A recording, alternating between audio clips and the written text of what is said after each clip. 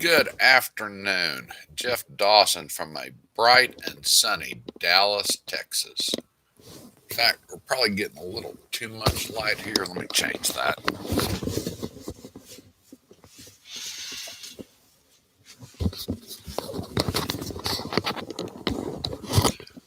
Yeah, that's a little better.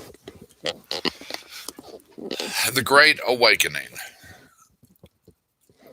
Or was it? Or what was it supposed to be? Who was it supposed to be for? I kind of touched on this on my BBS One radio broadcast back on February 6th. But since HBO has deemed it necessary to release this quote documentary on the Q movement, I thought we might go back and revisit this just for a little bit.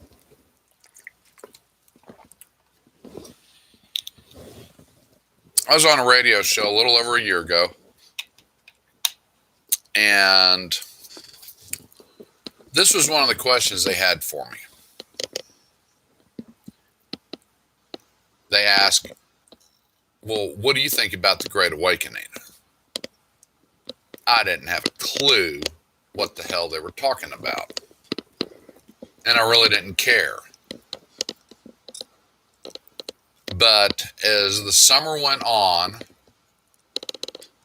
and we got closer to the election, all of a sudden this QAnon became front and center for the left wing to bash the right wing over. I even had friends ask me, are you one of those QAnon people?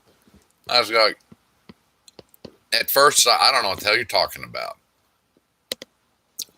I had no clue. So they knew more about it. And a lot of these people were Democrats.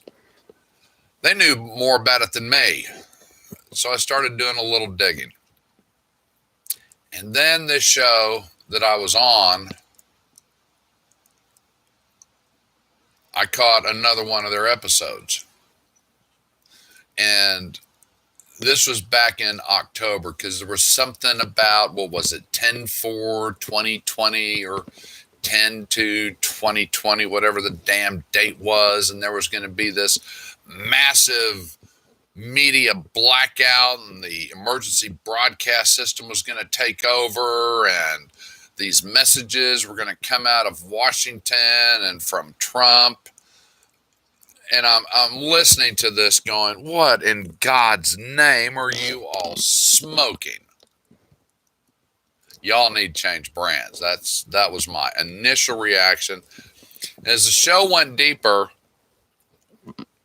as it was winding down, it just blew my mind where this one guy, I think he was in Brazil and the other one was in Florida, and that Marine One had been spotted in Nova Scotia, and they got all excited. See, it's happening. It's happening. What the hell are you all smoking? And as we know, none of it happened. It was the biggest con job put on people. And a lot of people got rich off of this, spouting off this ridiculous conspiracy theory. And now HBO has decided, well, let's glorify it a little more and let's find out who Q was. Who cares? Q showed that the whole group, whoever started this, made a whole lot of people look really, really stupid. Whether it was those that followed it and hung on every text and every message that came out, or those on the other side that actually were giving it lifeblood and trying to denounce it and making it more mainstream, that's where the stupidity came in. And they took it hook, line, and sinker. Both sides, not just one, both sides. Who cares? But what you got to see was how fast sheep will huddle in a flock and be led blindly down a path. Yeah, that's both sides. So I've thought about this for a while. I forgot the exact answer I gave them on what I thought the Great Awakening should be. Well, when I go back to my notes from February 6th, this ought to be the real awakening. Anybody really thought about how long and how old a bunch of our, quote, representatives are? Well, there's 15 in the House and the Senate that average 82 years old. How many people do you know that are in their 80s that you would want running your corporation, your business, your life? There's a few. Don't get me wrong. There's a few. I'm not taking anything away from those who have aged well and kept all their faculties, but no. I mean, what's mandatory retirement age? 65? For a lot of companies, yeah, you're done. It doesn't matter if you got another 20 years, you're done. And to top that off, we have 115 representatives in the House of Representatives that has been there 36 plus years. In the Senate, there's 23 that have been there 36 plus years. Are you awake yet? What does that tell you? And I don't care if you're a Republican, a Democrat, an independent. I've said this multiple times. These people are not representing you. They're representing themselves. And as a conservative, I'll be the first to call out McConnell. You need to go. Grassley, you still got some props for you. You got to go. It's time. It is time to go. That's all there is to it. This age deal has got to be gotten under control. I feel the same way about the Supreme Court. You hit age 75, you're gone. We're not debating it. You're gone. You served your country. Move on. This is not a lifetime appointment. Like Ginsburg, don't like Ginsburg, don't care. She was old. It's time to go 5-6 years ago.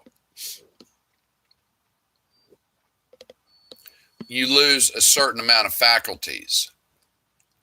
We all know that as we get older.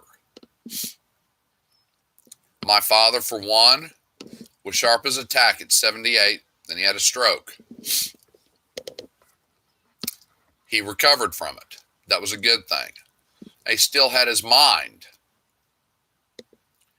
but not at the same level that it was prior to it. I saw the same thing with my mom as she aged. There were a lot of things she remembered, but there was also a lot of things she forgot. And she lived to the ripe old age of 93, I believe. But once she got into her early, mid-80s, it was just time.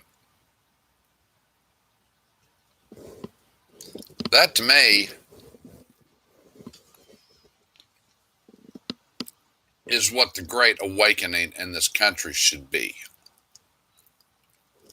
We need term limits and we need age limits. Nobody wants to talk about that one. Have you heard anybody bring that up about age limits? That should be in the mix. Find something else to do.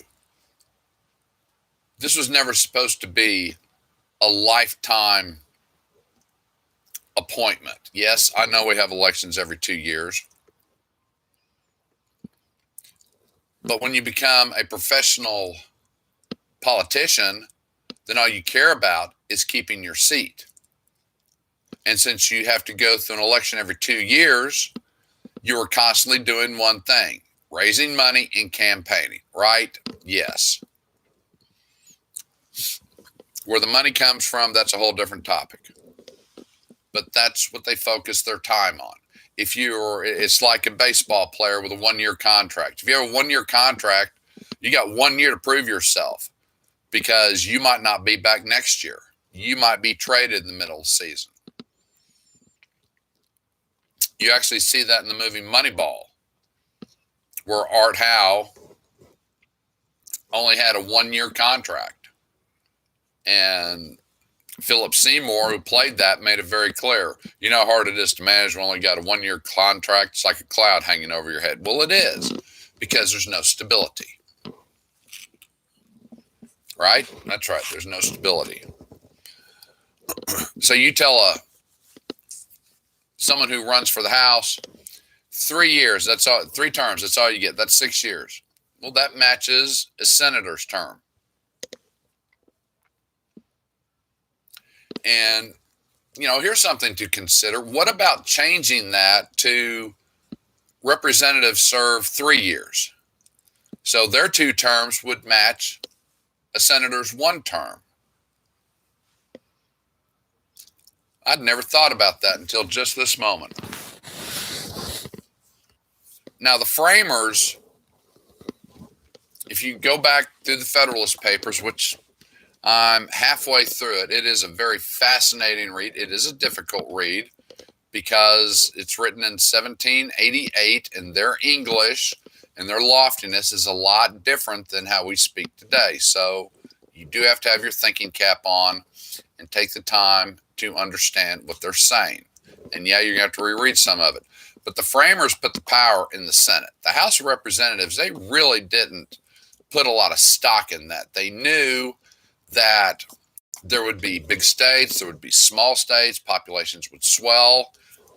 And that's why each state got 2 senators so that the larger states couldn't squash the small states. Have you heard that debate? It popped up, I think, about a week ago or 2 weeks ago, and I forgot where I read it or heard it, but they were bitching and moaning about, well, California and Texas and Florida's population is this, and they only got 2 senators, whereas North Dakota, South Dakota, Montana, Wyoming, their population is this, and they only get 2 senators. That's the way the framers set it up.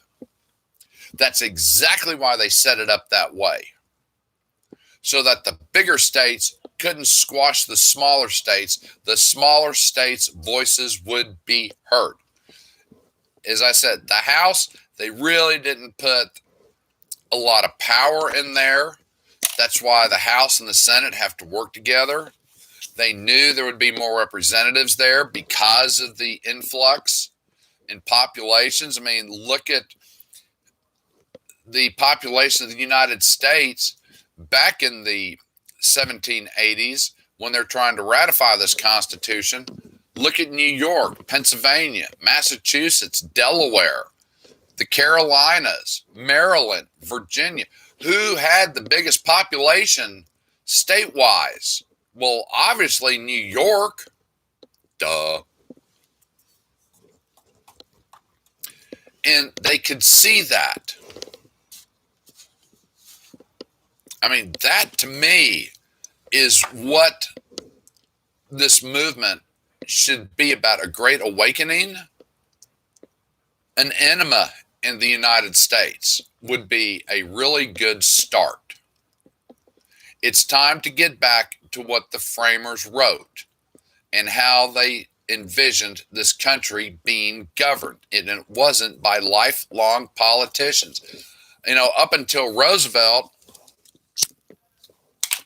they actually believed that no one in their right mind would want this job for more than 2 terms. I mean, Washington didn't want to go 2 terms, but they convinced him to do it. He was like, "Oh, you got to be shitting me."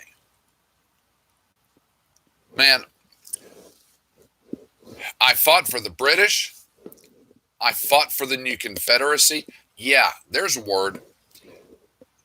Before the Constitution was ratified, they called these 13 states a confederacy. And we would see that again in about 80 years, another confederacy. And I had overlooked that the first time I read through this thing. It's like, we were a confederacy, weren't we? Because we were rebellious against the crown. It's kind of in our blood to be rebellious. Okay. But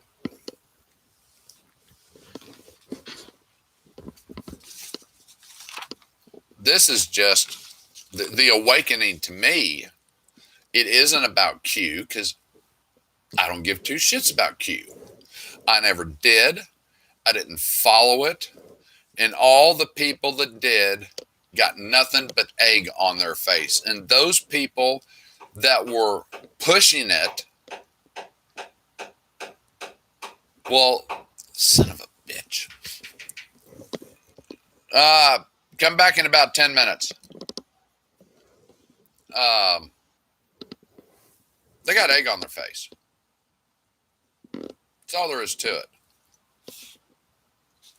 It's kind of like AOC, like her, dislike her. When she first got elected into office and started talking, it's like, would somebody just not shut her up, but quit covering her? It's kind of like Rush and the Clintons. George Bush comes into office in 2000. For the next 14 years, 16 years, Rush makes the Clintons relevant by talking about them all the time. How stupid was that? Of course, the Clintons were probably jumping up and down. It's like, he talked about us again today. Didn't matter if it was good or bad. He kept them in the news and he made them relevant. And that's what Fox News did with AOC. The first time she opened her mouth, I just threw my hands up and said, why the hell are you even covering this? You're not, the only thing you're doing is giving her credence and precedent and making her important. And now look at her. It just boggles my mind that these people can't seem to figure out and wake up that if there's somebody really stupid out there that doesn't have a thought to share, don't give them coverage. And nobody will know about it. Now, if they really do something outlandish, okay, we'll give them a segment. We'll give them a 5-minute segment at the most and say, you don't want to grow up and be like this person, and move on. But no, they made her very relevant. She could say the dumbest things in the world, and Fox was right there. They got a camera in her face, and everybody had to cover it in their show. How moronic do you have to be? It boggles my mind. But the whole point of this was, what should the Great Awakening be? We know government is corrupt. We've seen it over the last 20 years, 30 years. We know there's big problems in the FBI, in the CIA, and the DOJ. Well, it starts when you go back and look at these people. 115 have been in the House for 36 years and 23 in the Senate for 36 years. And you got 15 that have an average of 82 years. That, to me, is the awakening. It's time for Americans to wake up, left, right, middle, doesn't matter, and stop this stuff. We need age limits, and I think, let's see, Biden 78 and voted in. No, I'm sorry, you're done. I think 68 would be a good number. Yeah, that means that Trump wouldn't be able to run again, which to me, that's a good thing. He's going to be 78 in 2024. I'm not voting for someone who's 78 years old, okay? Especially when the insurance statistics show that the average age of a male in the United States is 77.8 years. So I'm going to vote for somebody that's 78 and is probably going to die by the mortality tables in a year, 2 years. No. And then we got to go through this positioning of picking the new vice president and, all this media crap that usually amounts to nothing more than a hill of beans and is pointless to begin with. But that to me is the awakening. And I really do like this idea. If you're running for the House, you get 3 years. And we'll stop all of this constant campaigning and raising money. They'll actually have to work, and they won't have to worry about spending their time that we're paying them $175,000 a year to go out and keep raising money and running for their next campaign. So what, are they going to work a year? And then the next year they're on the campaign trail? Yeah, that's pretty much how it works. So you're paying $175,000 a year and you're only getting half of that. That's not a good return to me. So age limits and increasing representatives to 3 years. But to me, that is what the Great Awakening should be, not a bunch of conspiracy crap. And that's all I have for this afternoon.